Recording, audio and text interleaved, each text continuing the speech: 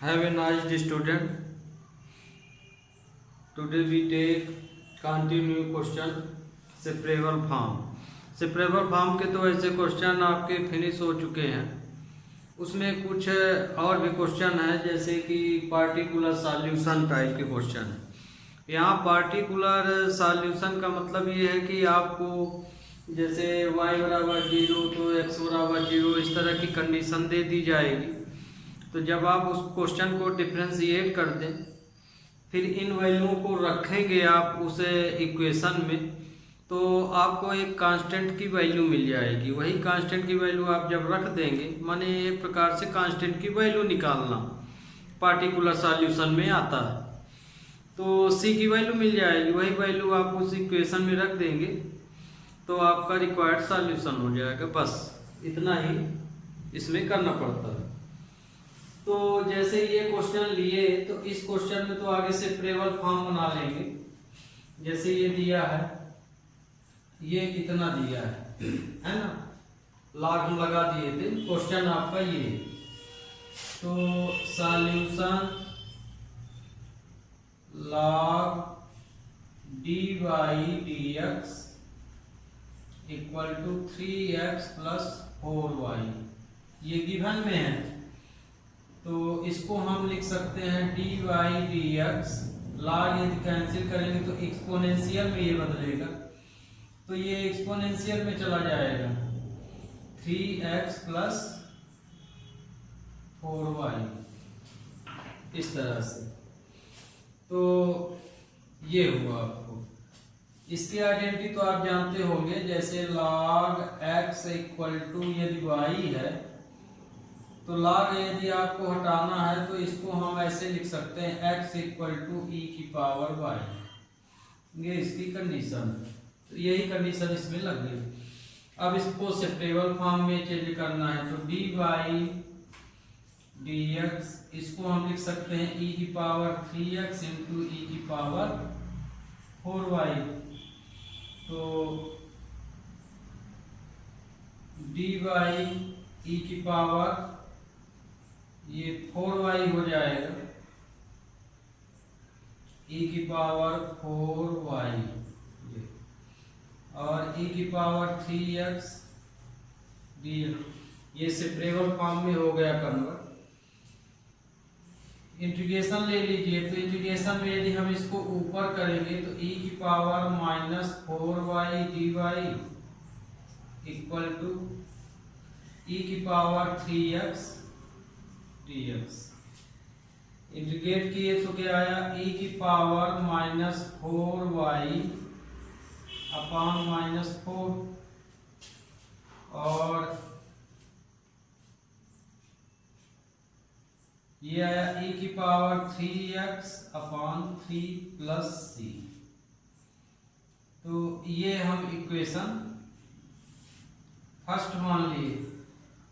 अब देखिए, जैसे अब ये इक्वेशन आपका आ गया, तो अब हमें यहाँ c की वैल्यू निकालना। तो ये y की वैल्यू 0 रखे हैं यदि यहाँ पे, तो x भी 0 है। तो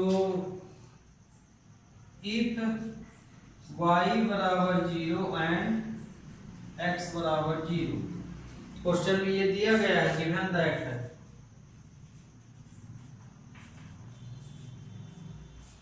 तो यहाँ रखेंगे तो e की पावर 0 हो जाएगी और यहाँ भी e की पावर 0, तो ये आ जाएगा e की power 0 upon minus 4 equal to e की power 0 upon 3 plus c।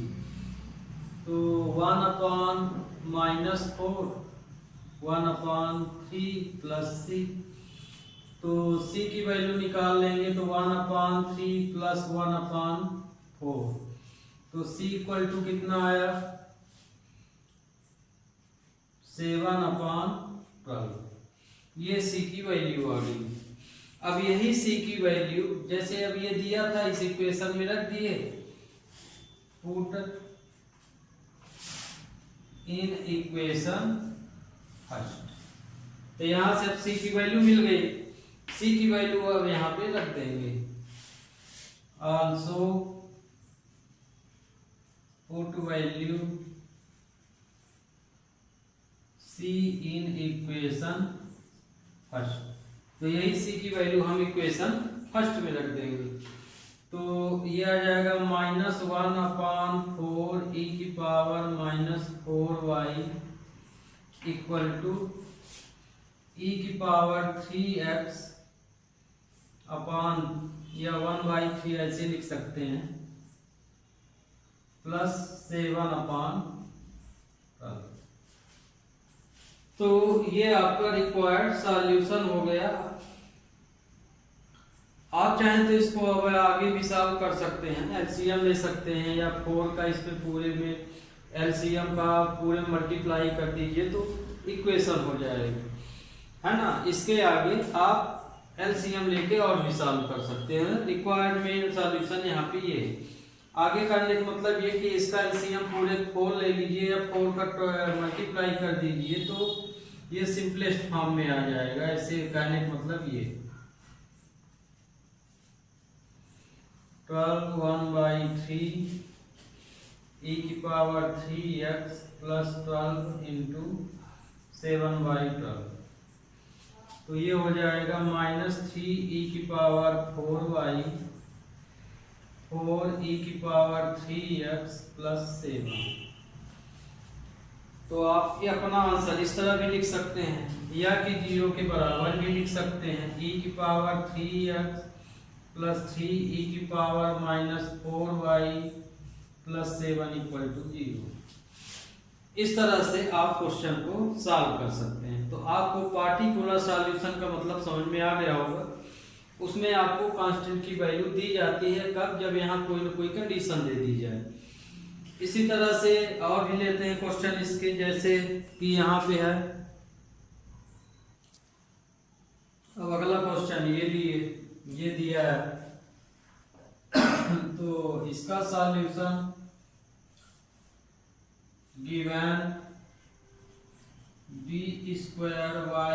y/dx² equal to 1/1 plus x²। अब हम यहाँ पे इसका जो है सॉल्यूशन निकालेंगे। तो अभी तो देखिए ये इस फॉर्म में दिया तो इसको हम सेपरेबल फॉर्म में तो नहीं लिख सकते। लीनियर होता तो dx होता तो हम यहाँ लगा सकते थे। इसका इंटीग्रेशन यूं ही लेना पड़ेगा।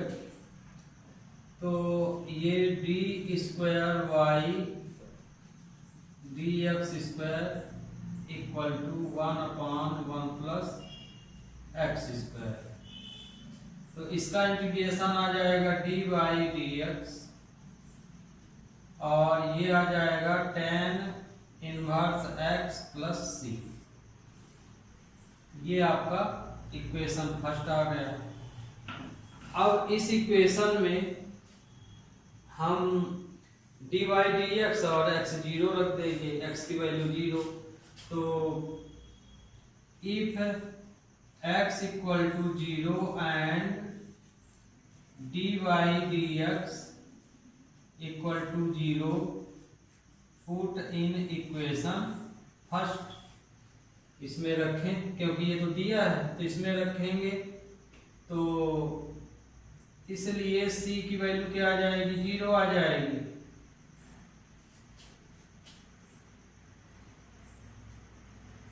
आल्सो पुट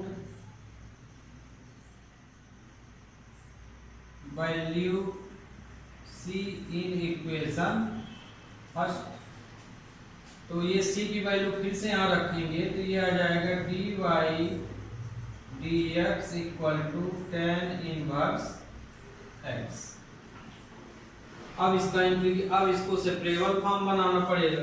तो इसको हम लिख सकते हैं dy equal to tan inverse x dx।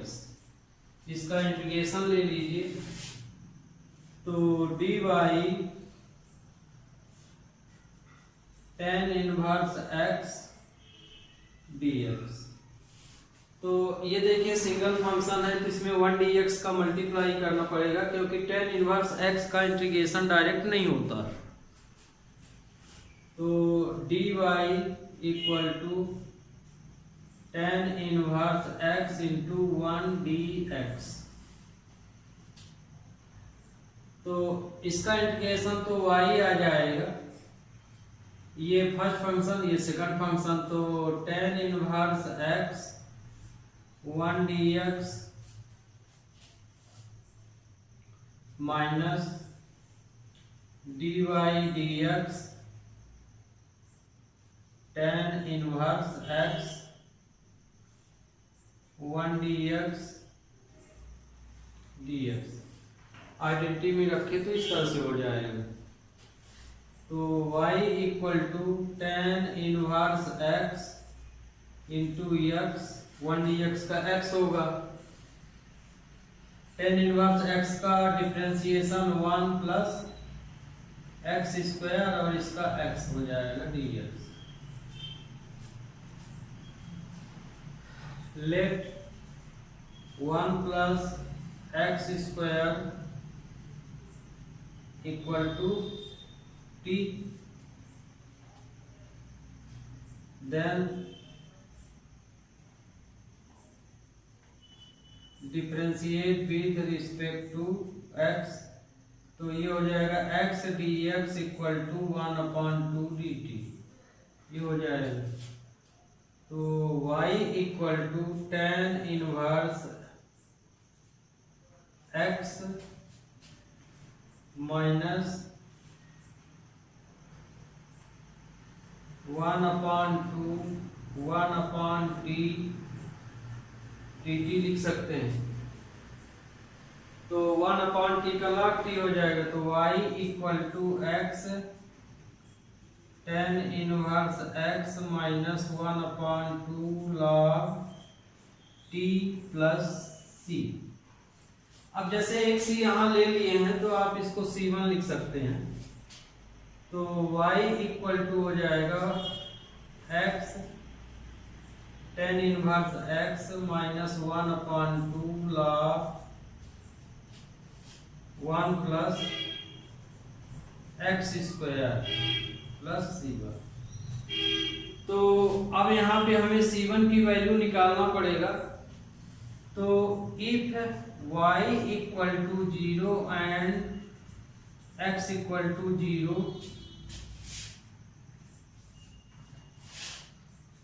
Put in equation second, तो इसमें रखेंगे तो c1 की वैल्यू 0 आ जाएगी।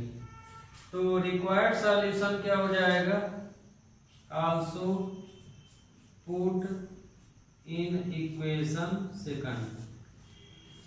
तो c1 की वैल्यू यहां रख देंगे, तो y equal to x tan inverse x minus 1/2 log 1 plus x square, ये आपका पार्टिकुलर सॉल्यूशन आ गया। तो इस तरह से ये क्वेश्चन आपको सॉल्व कर लेना, इन्हीं को हम बोलते हैं पार्टिकुलर सॉल्यूशन। नीचे नहीं दिख रहा है, वीडियो थोड़ा ऊपर करते हैं, ये है ये आपका। तो इस तरह से आपको क्वेश्चन दिख रहा होगा। तो ये क्वेश्चन पार्टिकुलर सॉल्यूशन, इस तरह के क्वेश्चनों को हम पार्टिकुलर सॉल्यूशन बोलते हैं। इसमें वैल्यू ऑलरेडी दी जाती है। तो यहाँ पे जैसे आपको अब समझ में आ ही गया होगा। अगला क्वेश्चन लेते हैं। तो ये देखिए क्वेश्चन और हम लिए हैं, इसमें पार्टिकुलर सॉल्यूशन में आपको समझ में आ गया होगा। तो अब हम, क्योंकि सेपरेबल फॉर्म के तो बहुत सारे क्वेश्चन हम ऑलरेडी बता दिए हैं, पार्टिकुलर सॉल्यूशन में तो बताना था कि है क्या। ये किसी भी क्वेश्चन में वैल्यू दी जा सकती है आपको सेपरेबल फॉर्म में, तो मैंने यही समझाना था। तो ये आज हम इसका ये लास्ट ही क्वेश्चन पार्टिकुलर से संबंधित ले रहे हैं, क्योंकि इसमें तो कुछ है ही नहीं, सेम ही है क्वेश्चन पिछले लेक्चर में जो बताएं। बस ये वैल्यू रख के सी की वैल्यू निकाल लेना, सी की वैल्यू रख देना, तो आपको तो ये समझ में आ ही गया होगा। इसको और देख लीजिए। तो इस क्वेश्चन में, इस क्वेश्चन को देख लीजिए, और इस क्वेश्चन में एक और हम क्वेश्चन लिए ले रहे हैं जो शायद नहीं बताए थे, वो इम्पोर्टेंट है।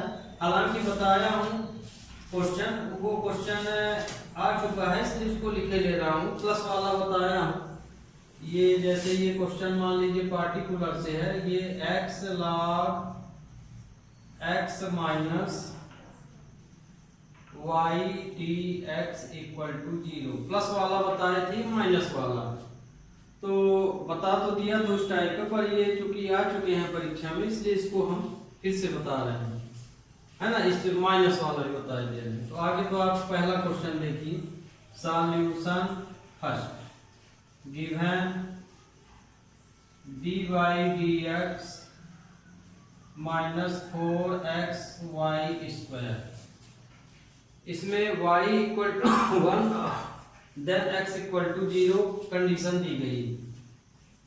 तो इसको हम लिख सकते हैं dy माइनस 4x, y तो यहाँ चला जाएगा y स्क्वायर dx,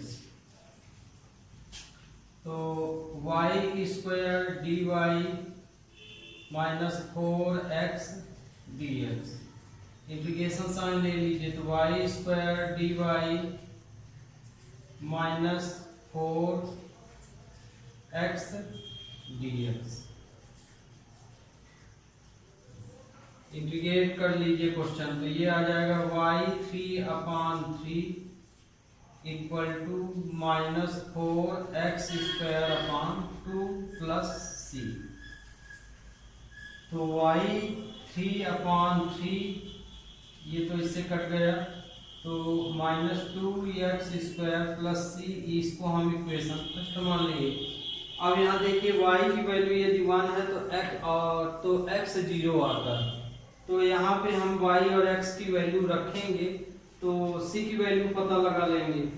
तो यहाँ पे अब वैल्यू रख के हम चेक करते हैं, तो वैल्यू जब आप रखेंगे तो c की वैल्यू ऑलरेडी आपकी 1/3 आ जाएगी।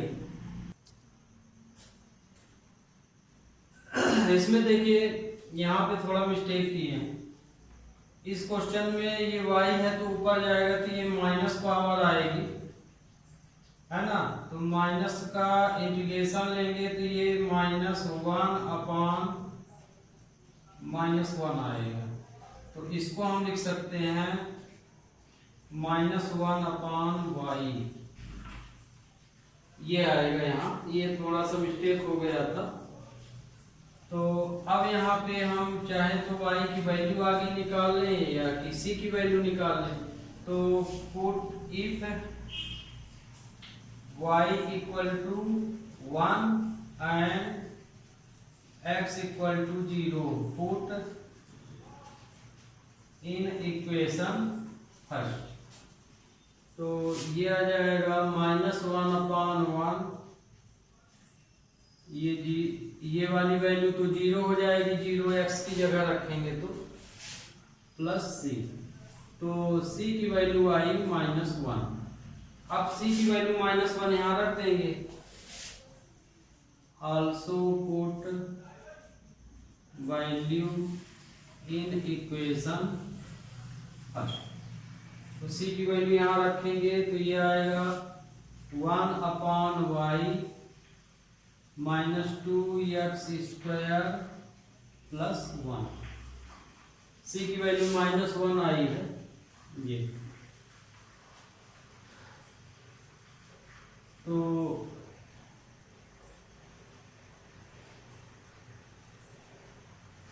y equal to y -2x square -1, तो y इक्वल टू क्या हो जाएगा, माइनस कॉमन ले लिए तो 2x square plus 1, minus minus cancel हो गया, तो y equal to 1/2x square plus 1 आएगा इसका आंसर। तो ये क्वेश्चन आपका पार्टिकुलर से संबंधित था। पार्टिकुलर क्या करना, सेपरेबल ही है, वैल्यू दे दे तो वैल्यू से कांस्टेंट की वैल्यू निकाल लेना। इसको भी देख लीजिए इक्वेशन सेकंड, ये वाला ये तो अब आपको समझ में ऑलरेडी आ ही गया होगा।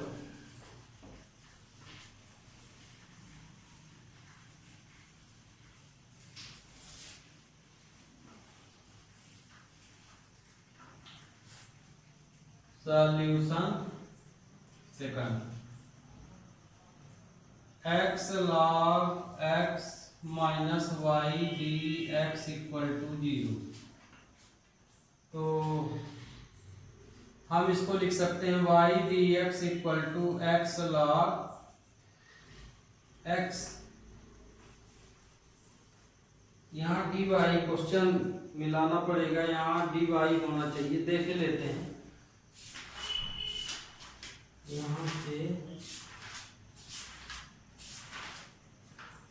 डी वाई है क्वेश्चन में, यहाँ डी वाई माइनस है, तो x log x d y, ये आपका क्वेश्चन दिया गया है। तो x log x d y equal to y d x, तो इसमें डी वाई अपॉन वाई, और इसको हम लिख सकते हैं d x upon x log x. Integration ले लीजिए, तो 1 upon y d y equal to 1 upon x log x d x. इसका तो लॉग वाई आ गया, 1 x log x d x. इसमें log x को let log x equal to t, differentiate with respect to x, तो 1 upon x d x equal to d t आ जाएगा, इसमें रख दीजिए। तो log y इक्वल टू ये आ जाएगा 1 अपॉन टी डी टी।